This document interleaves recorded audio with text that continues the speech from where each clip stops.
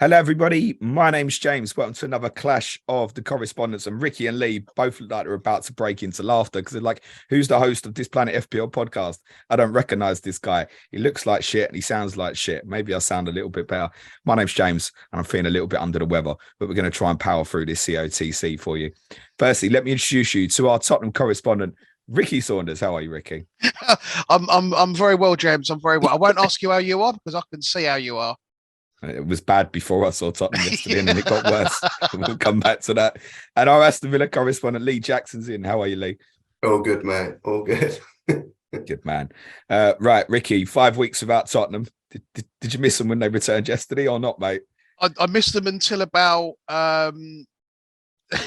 until about 1 o'clock, and then it was just same old all over again. I was really excited to get the season back underway. And yeah, it was just nothing. It's like nothing to change, just the same old, same old. Elaborate on that, please, mate. What is the same old at the moment? Well, the 9th game in a row that we've actually gone behind. I don't know, 9th, 15th, 20th time this season. We just haven't turned up for a first half. And then we've had to fight tooth and nail to claw it back in the second half. Nothing's changed. Would you be bothered if he walked, Conte? No. Well, I was having this discussion in the pub last night. I wouldn't, because I know that Pochettino sat there waiting for a job offer. And we were in quite a lucky position that if Conte does leave, and look, I'd be sad if he did, because he's a fantastic manager. He's a world-class manager. But his tactics just don't work for us with the staff that we've got. But they have worked. They have worked. To a degree, but teams have figured us out. Teams know if they come at us like Brentford did yesterday and other teams have, if they start fast with us, they're going to catch us out. And it's happened multiple times now. How long's Conte been in now? 18 months-ish? No, not even that. It's like 13 months, roughly 13 and a half months. Maybe He took over November-ish, October-ish of last season. Yeah. What do you think about him, Lee, as a neutral? Well, just thinking on that, the fact that he's only been in 13 months, you know Conte's pedigree. But it is around that sort of time now where you'd be expecting some serious form, some serious results, and be pushing, I mean, for you guys, pushing the top of the table, really. That's got to be the ultimate ambition, isn't it? We're still fourth, Ricky, and we've been shit the whole season. We're not going to be fourth, though, James. Let's be honest. How many teams do you think are better than us? The City, obviously, Arsenal at the moment. Newcastle are better than us. Liverpool are better than us. As soon as Chelsea and United get their shit sorted out, they'll be better than us. We're there at the minute purely because other teams are struggling themselves, but they will turn it around. It's a lot of people on the outside because Tottenham fans are beginning to get really frustrated. And I think there's a growing sense that Conte might take this in a certain direction, but whoever comes in next has got a massive rebuilding work to do because everything is so templated towards his style of management. Absolutely. And it's not really working with the ethos of what the football club wants to be in terms of buying young players and developing them, etc., etc. The treatment of Jed Spence this year is a perfect example of that. But there'll also be people on the outside, Ricky, you're looking and going, well, he got you to fourth when you didn't expect it. You're fourth now. Are you mad? Yeah, and maybe I'm guilty of expecting too much too soon, and you know, I need to remember that we are Tottenham and we don't win shit. So you know, getting fourth is as good as I can hope. But we've achieved better things with inferior players than what we've got now. We've achieved levels that we didn't think that we would see. So maybe I'm a little bit blinkered that I think that we should always be challenging. We should always be looking to try and compete to win things. But at the minute, that team is not competing for anything. And we're fourth, but we're only fourth because other teams haven't got their shit together. But interestingly, the team shows great character every week, doesn't it?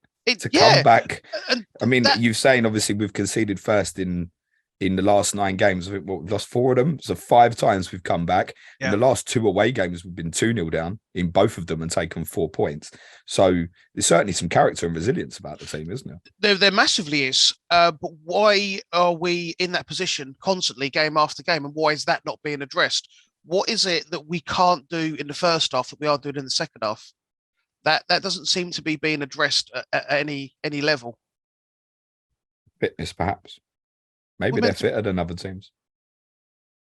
Well, that doesn't explain why are we making a conscious effort to coast through a first half? I don't know, mate. Because our fitness will tell in the second half? I can't believe that would be the case. No, well, neither can I. But that's the only if we were losing games in the 90th minute constantly, then yeah, our fitness is a problem. But I won't accept that us being fitter is some way a cause of us starting piss poor in the first half. Conte teams are much better off on the counter attacks if they're in front and more dangerous, right? Yeah. So keep conceding first is obviously not good.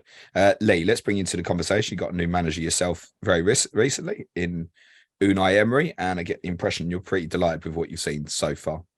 Yeah, really good. I mean, obviously defeat to Liverpool yesterday, but prior to that, 2 wins out of 2 in the Premier League.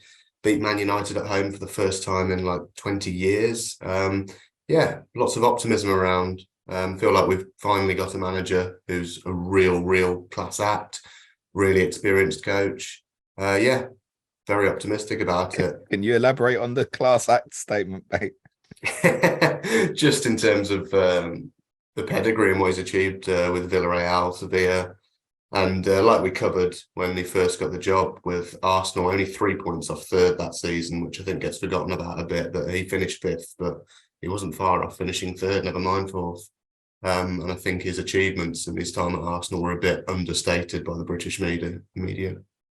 I get the impression all Villa fans that night you'd lost at Fulham had come to the end with Gerrard. Is there any regret at this moment that you'd wish that he was still in charge? Absolutely not. I think if you asked 100 Villa fans, would you rather have Gerrard still in charge? I think 99 of them would say, no, we're happy with Emery at the moment. Obviously, it's going to take time and he's not going to work miracles overnight. But the football, the strategy, everything under Gerrard, like I've said to you before, it was just absolute dross. It was awful. What does success look like for Villa over, let's say, immediately this season and then going into next season? What does success look like? Well, we haven't finished in the top half of the Premier League since Martin O'Neill was in charge, which was about 2010-ish. So over 10 years since we've had a top half finish. So if we can get a top half finish, I think every Villa fan will see that as a massive achievement right now because it's been such a long time. Ultimately, Europe, and that is what the players and the manager and the ownership are talking about. They keep mentioning the E word, if you like, Europe. Emi Martinez recently, after winning the World Cup, was interviewed and said, in terms of Villa, I want to play in Europe. I want to play in Europe and I want to do it with Villa. And that's ultimately the goal. We've got to try and get there. There are 7 giant teams to overthrow. I think Newcastle's form suggests we have to put them in that mix now.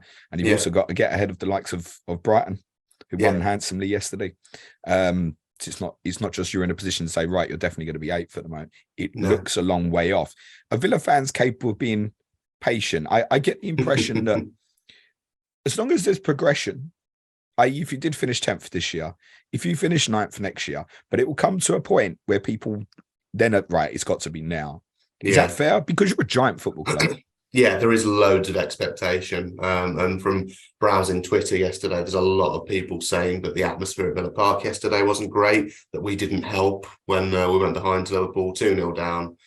The groans start and people start getting really on certain players' backs. He's shit, he's not good enough and stuff. And that just obviously doesn't help. And I don't think you see that as much at some other grounds in the Prem.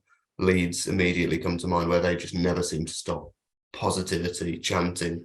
So there is a massive weight of expectation. And of course at Villa, you've got a lot of older fans who've seen us win the European Cup, see us win the league and this kind of stuff. And for those guys, finishing 6th isn't acceptable. It's like, no, we need to be up there near the top winning trophies again, back to the glory days. So there is massive expectation in terms of the Villa fans. But like you say, if we can get that top half finish and a 9th, as long as there is some progression, I think the Villa fans will be happy with that. And I think they've reached a point now where they are more patient and they feel like with Emery, based on his pedigree and the results that he's had at other clubs, he has a right to a bit more time maybe that Dean Smith or Gerrard had. Ricky, how do you see Emery's appointment at Villa? It became kind of a figure of fun for many Tottenham fans, but it seems like a sensible appointment for Villa. This really, I feel like he was just wrong person, wrong time at Arsenal. Yeah, I mean, we all did have a chuckle at his good evening when he was at Arsenal, but that was a Tottenham Arsenal thing from my point of view. Anyway, I think he's an excellent manager. He was much maligned at Arsenal for no discernible reason. I think he did a really good job there. And when he left there, he's done a really good job wherever he's been. He's won trophies. Tactically, he's very astute. He's proved he's able to take on the bigger teams and beat them, or at least compete with them. I think he's a great appointment for Villa. I think they'll do really well with him. Lee, how would you describe the system that he's playing at the moment? Is it 4-4-2? Is it 4-2-2-2? Yeah, so did a lot of reading about the Villarreal team and what he did over there. And it seems like from the first few games in charge, it's been almost a copy and paste of that system, which is a flat 4-4-2 with, in our case, Wendia playing out wide, which is sort of unusual because he's normally a number 10. And then on the other side, either Jacob Ramsey or McGinn with two holding midfielders. And then up top, a combination of two of Watkins, Bailey and Ings. And it's looked really good. Those two banks of four sitting in a sort of mid block when we don't have the ball, and then license for all four of the forwards, so the two wide players and the two central players to really bomb forward when we're in attack. Cash and Dean not getting forward as much as they were in the previous system under Gerrard, so they're more as fullbacks rather than attacking wing backs now. But yeah, it looks like he's very much tried to take what he did at Villarreal and replicate that here. And so far, so good. Cash obviously didn't play yet last night. We certainly did. Obviously, did he come on a sub? I can't remember. No, he was on the bench, but he didn't come on. Would he come back in at Tottenham at the weekend? Yeah, I think so. I think that might have just been a bit of World Cup fatigue, or there's illness going around a few camps and stuff. Interestingly, it wasn't mentioned in the press conference. So it might have been a last minute thing where he's woken up on the day and gone, you know what, boss, I don't feel 100%.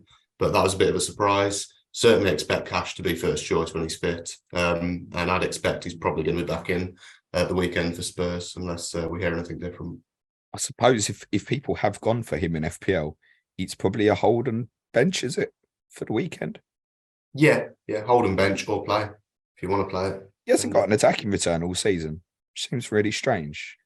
Yeah, certainly under the Gerrard system, that would have been a surprise because we all remember his massive haul last season in the double game week, and he was bombing forward, scored a few goals last season as well as getting assists. But no, the whole system just wasn't working under Gerrard. And then, like I say, since Emery's come in, he's been given more of a defensive role rather than bombing forward. But yeah, I don't think he's a bad asset in FPL, but I don't think he's as good as an asset as he was last season. Lads, question for you both. Which 3.9 goalkeeper should we be buying? Is it Fraser of Forster or Robin Olsen? Not Fraser Forster. Not Robin Olsen. Lee, I presume you think Martinez will be back in goal at the weekend? Bloody hope so. Okay. And Ricky, Hugo Lloris was on the bench yesterday. Yeah, is there any doubt? No, I don't think there is. I don't know why he was on the bench. It's a bit of a, with goalkeepers, you always, you know, if they're fit enough to be on the bench, they're fit enough to play. I don't know. I just don't know. It's a very, very strange one. I don't think there's any doubt at all. None in my mind whatsoever that Hugo Lloris is number one. There was a theory amongst many in the Tottenham community that if Forster was going to play a game, this would perhaps be the right sort of game for him to play because of the long throws and stuff like that. Yeah. They still scored from a fucking set piece. It didn't make no difference, did it? No, it didn't make any difference at all. I mean, one thing that I was sure of after yesterday's game is that Fraser Forster is shit.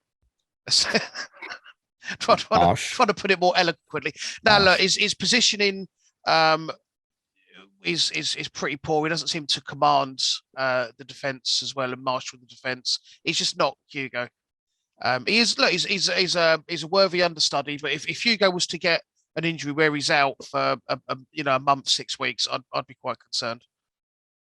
I have to say I agree. He wasn't the only 3.9 player to start for Tottenham yesterday. The inclusion of Japhet Tanganga caused a lot of surprise. What was your thoughts on that, Ricky? And is he likely to retain his place in the team? I was very surprised. And obviously, I know Romero isn't available. I wasn't too sure about the fitness of our other players that could play at centre back. So I was really surprised. I don't think he's played a single game this season. Not in the Premier League, no. No, and he's certainly not one of. He didn't even play at Forest in the League Cup. No. So that was I could just assume that we've got some big injury problems at centre back. If we're going that far down the pecking order, I know Davinson Sanchez splits opinion, but personally, I would have picked him over Japhet. Personally, no. When Japhet first got onto the scene, I think we were all really excited by him. He has proved since then that he's not good enough for this level. Maybe he will develop because he's still young, but I don't see at the minute that he's good enough for this level. So, yeah, Davinson. It's Ben Davies. I'm guessing he must be injured. I hadn't heard anything about him. But he came on for Longley right at the end of the game. Yeah, yesterday. So maybe he just wasn't fit enough to start. I don't know, but yeah, I don't think there's any. Unless we are struggling with injuries, Japhet is not going to be a player that you want to own this season at any stage. Okay, fine. Do you think Romero will be back for Villa, or do you think he'll take the piss? He's still partying, mate. Romero will rinse this one out as long as he can do. I don't expect to see him back until probably after the FA Cup. So you think probably back for the North London derby, game week 20, rather than even Crystal Palace next Wednesday? Yeah, I as far as I'm aware, he's still in Argentina. Or he's not in the country at least, and he wasn't too fussed about playing before the World Cup, and I don't think he's going to be too fussed about playing after the World Cup either. It's not going to be a good look though, especially if Emi Martinez is in goal at the other end of the pitch. Exactly that. Let's see. I was going to say, I'm not sure if Emi will be back for New Year's Day.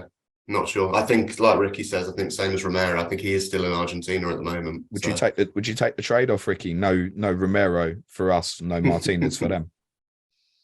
Yeah, I would actually. Yeah, I think I'll probably be inclined to go with that as well. Actually, Lee. Yeah, it's going to be a big loss if Martinez isn't back. He's going to get booed to hell, isn't he, Martinez? Yeah, more than likely. He really is. More if he than plays. likely. I think he's a strong enough character to deal with it. I think he loves all that. Ricky, the wing backs. I knew we'd come to this. Well, it's inevitable. The opposite of Cristian Romero is well done to Ivan Perisic, who returned to training with Tottenham last Thursday, put himself in position to not only play, but play 90 minutes. And I thought it was probably one of Tottenham's better performers actually on the day at Brentford. That's a real flip, isn't it? Yeah, unfortunately, Spurs are learning something about their characters here, aren't they?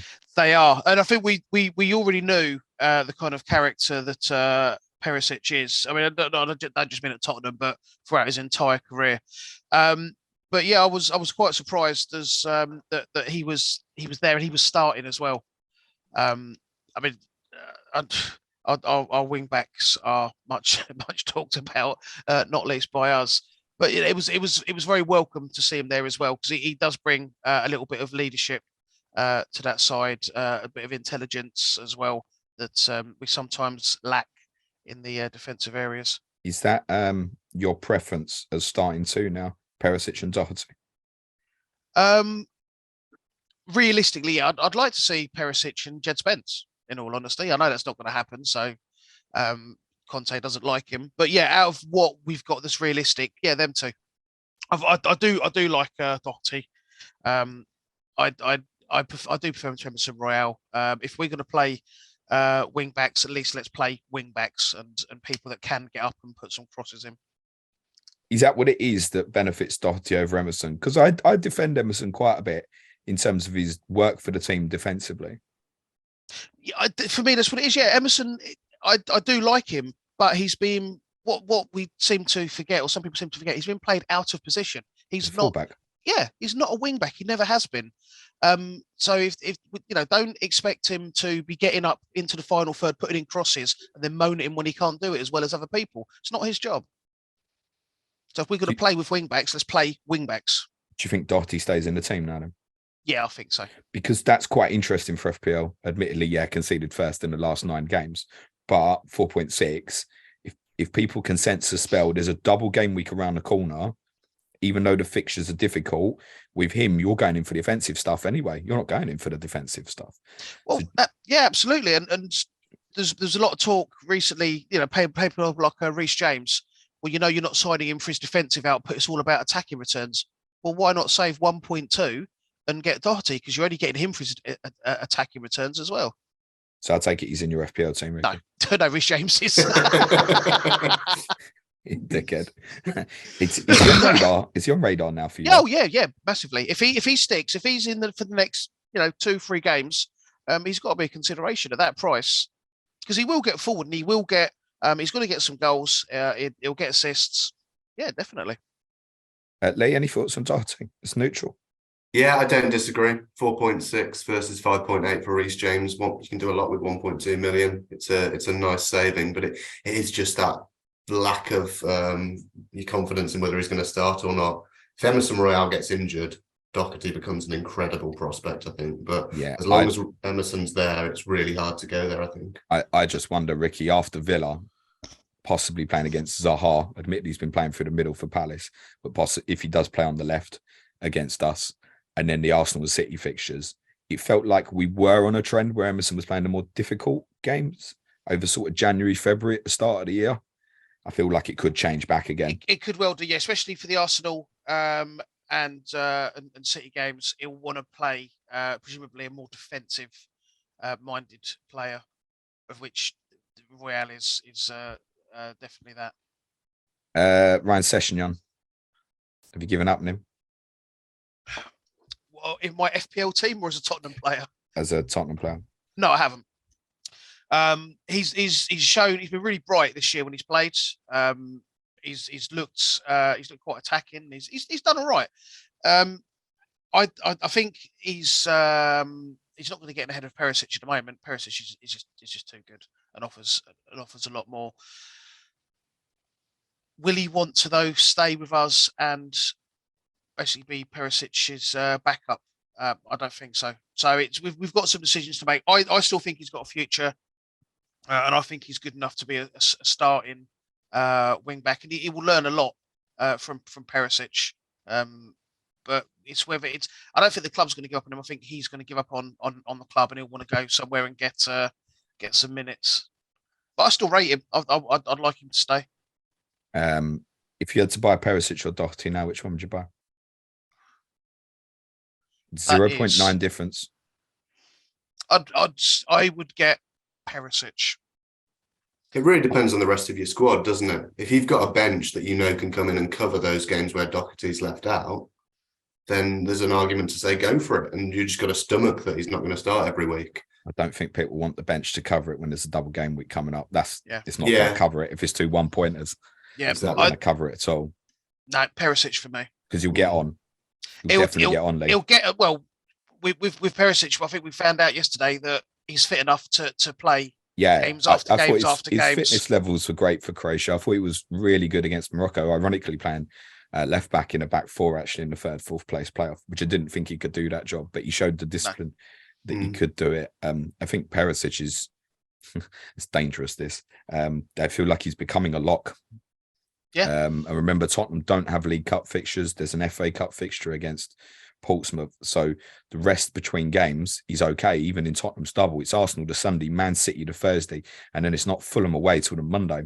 Yep. So you got 4-day breaks in those fixtures, and then another 6 days to Manchester City at home. Not easy fixtures, but the problem with him has always been minutes. It is. But also to be considered as well for me is that Perisic is potentially a tight hamstring away from being played up front, or certainly more advanced. That is also very, very true. We'll come back to that. Lee, if you had to buy a Villa defender at the moment, where would you go? Because after Tottenham, there's 4 attractive-looking fixtures there. Wolves at home, Leeds at home, Southampton away, Leicester at home. That's a good run of 4 fixtures if you want to dive into something.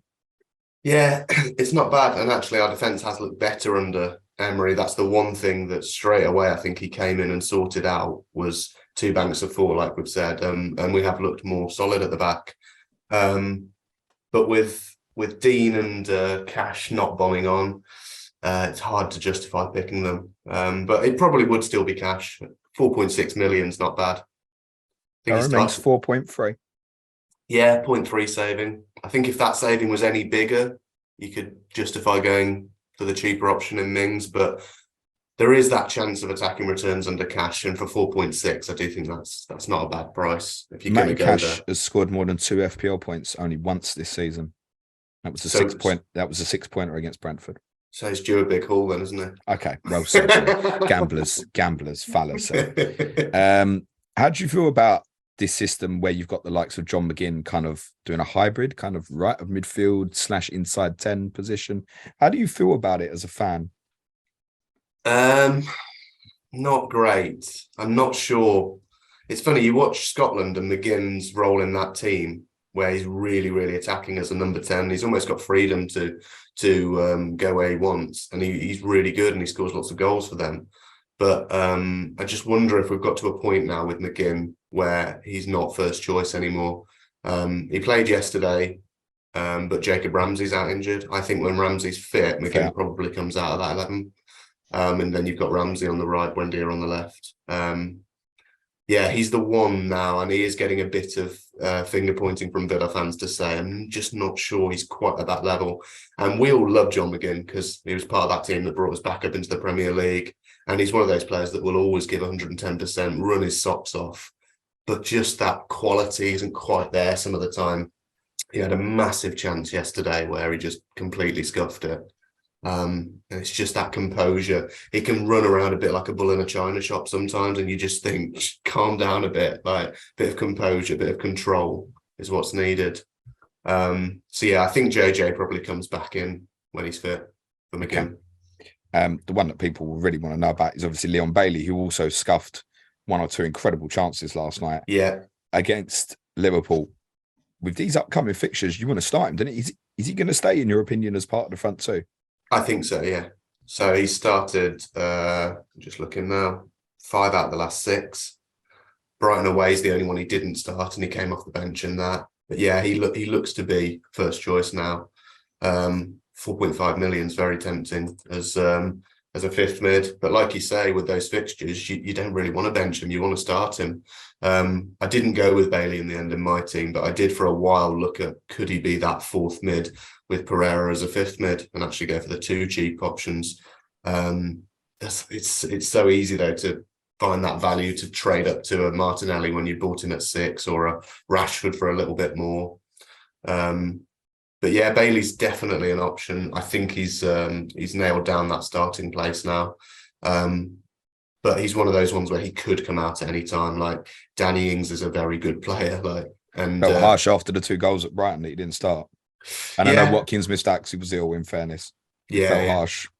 Yeah, it was a bit. It was. And I suppose that's the other option with Bailey, is that it's very rare he'll get 90 minutes. In fact, just looking, he's only got 90 minutes 3 times this season out of 16 games. So most of the time he's getting hooked at his 60, 70 minute mark for one of Ings, Coutinho, Buendia, people like that.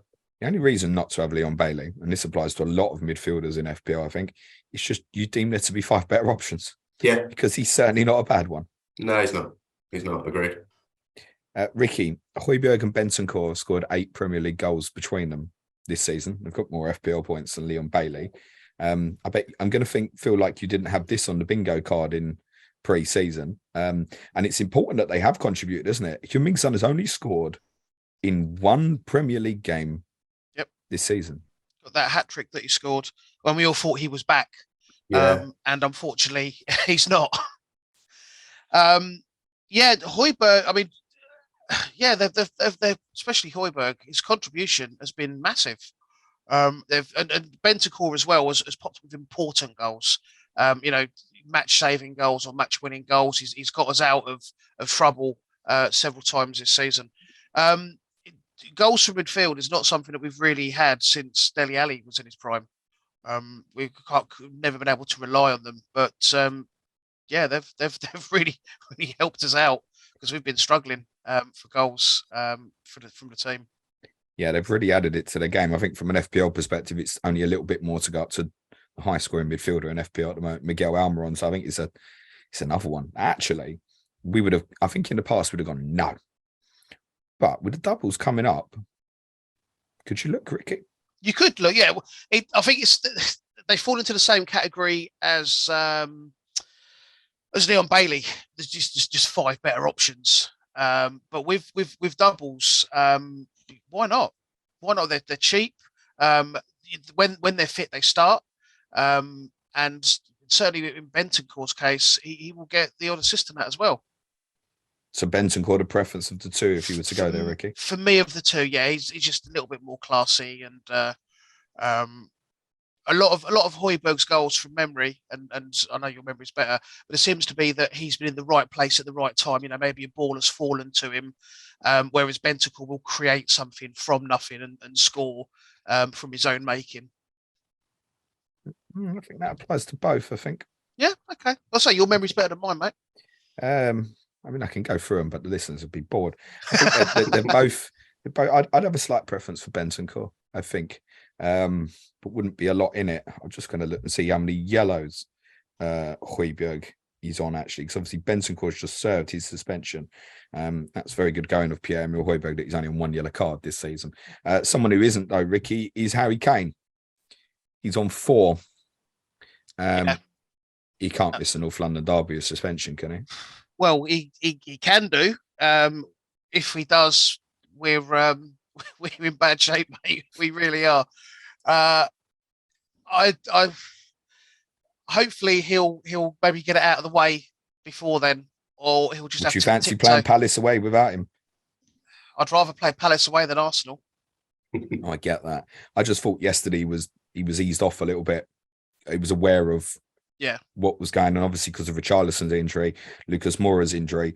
Tottenham can't really do without him at the moment. The front three pick themselves, don't they, Ricky? Or could he add a Basuma into the midfield too for a fixture like Arsenal? Like, can you envisage, for example, that Basuma would come in for Kulusevski or some? We have to do something with the midfield because yet again yesterday our 2 in midfield got overrun, and this is a common thing where we are being massively overrun. I don't know what one of the things that I was talking about last night in the pub was dropping Kane back into midfield. You know, maybe more as an advanced midfielder. I want him to play deeper. I know that. Yeah, I want him to play behind some a front 2 maybe, or I don't know what the answer is, but we can't go into games against the big teams with 2 midfield. We need to put something else in there. I don't want to see Kulusevski dropped because he is really what makes us tick at times. Well, this is the problem, and those 2 fixtures well sit in Arsenal specifically for Sonny. Yeah, he's such a weapon, isn't he? He is. He absolutely is. It may even be Son that gets a little rest, should we say? Ricky, why don't you just scream it from the rooftops, mate? Play a back 4, mate. Well, we were saying that last night as well. We had, and I don't want to keep on going back to Poch, but under Poch we had a back 4, but we had attacking fullbacks, and they did attack and they did get forward and they did produce assists and goals. We don't need to play a back 3. We can still do the same with a back 4, and then we can have that extra person in midfield, because that's where we are getting overrun constantly, game in, game out. Yeah, I think it's not to put people off the likes of Kulusevski's Son, because I would anticipate that they would play, but I think for him particularly, it could change. Yeah. It could change. I don't think he's going to take Son out because of the pace over the top in those 2 fixtures. So I would say it's a doubt. I would expect him to play, but I think you should be aware that that is a possibility for those 2 fixtures, that Kulusevski might come out the team. And of course, you can then use him as an attacking substitute, rather than you look to the bench of our games, just like, what are we going to do here, lads? And Kulusevski he's proved that he's come off the bench before, and he's got into the game straight away, and he's made an immediate impact. So it's not something I'd be massively pissed off about, but I think Kulusevski is one of our best players, and he needs to play. But the system is not accommodating all of those attacking players we've got. Lee, if people are looking to find money, Cameron Archer or Leeds is Sam Greenwood as a 4.2 forward. Don't know a lot about Greenwood in terms of how many minutes he's likely to get, but I can certainly speak on Archer that he's very highly rated amongst the fans. We really like him.